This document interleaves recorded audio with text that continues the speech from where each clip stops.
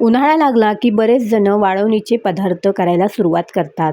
वाळवणीचे पदार्थ खारोडी, पापडी, पापड्या, भरलेली मिरची वगैरे हे असे बरेच प्रकार असतात.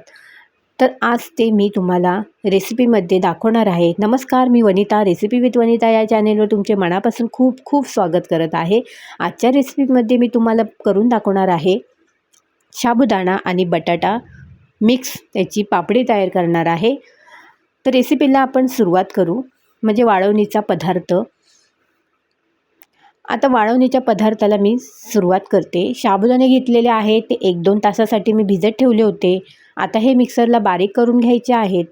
त्याचबरोबर इथे 1 ते 2 बटाटे घेतलेले आहेत, ते मी बारीक कट करून हे सुद्धा मिक्सरला आपण ह्याची पेस्ट करायची आहे. आता ही बटाट्याची पेस्ट फार काळ टिकत नाही, तर आपल्याला या पुढच्या प्रोसेस जरा पटकन करायच्या आहेत. आता ह्या पेस्ट मस्त करून घ्यायच्या आहेत मिक्सरला. आता हे मिक्सरला बारीक करून घेऊ, तोपर्यंत आपण पाणी तापत ठेवू. एक मोठं पातेलच घेतलेलं आहे. आता इकडे साबुदाण्याची बारीक पावडर झालेली आहे, त्याचबरोबर बटाट्याची पण पेस्ट मी बनवलेली आहे. आता इकडे आपलं पाणी थोडं तापलेलं आहे, त्याच्यामध्ये मीठ घालायचं आहे, जिरं घातलेलं आहे, बस एवढंच घालायचं आहे. आता ही बटाट्याची पेस्ट केलेली ती पहिले टाकून घेऊ, कारण ती असती ती काळी पडत जाते, म्हणून तिला पहिले टाकून देऊ. आपण मिक्स करून घेऊ छान.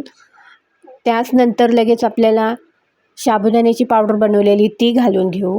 कारण पाण्याला उकळ आल्यावर ह्या गोष्टी टाकू नका, कारण काय होतं एकदम त्याचं गठ्ठा बनून जातो. म्हणून थंड पाणी, थोडंसं कोमट पाणी आहे तेव्हाच टाकून घ्या.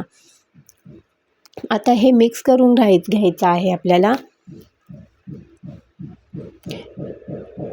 ह्या प्रोसेस करताना आपल्याला 10 ते 15 मिनटं लागतात, कारण साबुदाणे पटकन असे घट्ट होऊन जातात गरम झाले की. हे बघा तुम्ही व्हिडिओमध्ये कसं असती हे मिश्रण असं मस्त घट्ट होत चाललेलं आहे.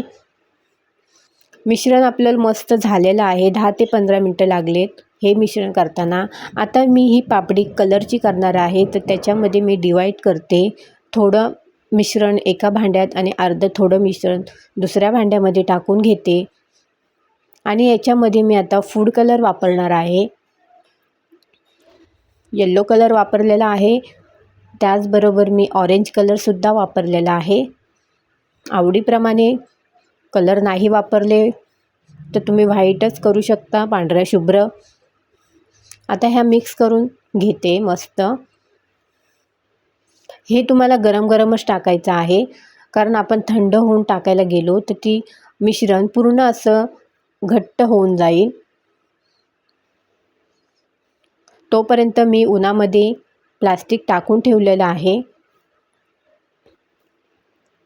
आता हे आपले तिन्ही कलर तयार झालेले आहे. तुम्ही ग्रीन कलरसुद्धा घेऊ शकता. आणि उन्हामध्ये हे पटकन लवकरच टाकून घ्या, म्हणजे दिवसभरात उन्हात त्या कडकडून मस्त सुकल्या जातात. आता हे ऊन सकाळचंच ऊन आहे, सकाळच्याच उन्हामध्ये मी ह्या टाकून घेतलेल्या आहेत. आणि ही खारोडी टाकताना थोडी जाडसरच टाका, कारण सुकून एकदम पातळ होऊन जाते. आणि तुम्ही आधीच पातळ टाकली तर ती परत सुकून निघतच नाही, पूर्ण पातळ होऊन जाते, चिटकून जाते आणि चुरा होतो आपण जेव्हा पापडी पलटी करायला जातो त्यावेळेस. ह्या अशा सगळ्या मी कलरच्या टाकून घेतलेल्या आहेत पापड्या. यात मी ग्रीन कलरच्या सुद्धा टाकून घेणार आहे. व्हिडिओमध्ये मी दाखवलं नाही. ग्रीन कलर पण थोडासा टाकला.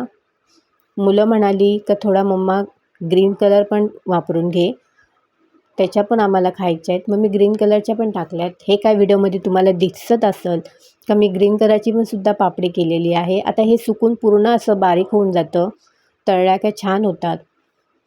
कशी वाटली मंडळी रेसिपी? रेसिपी आवडली असेल तर नक्की एकदा ट्राय करा आणि व्हिडिओला लाईक करायला विसरू नका. धन्यवाद.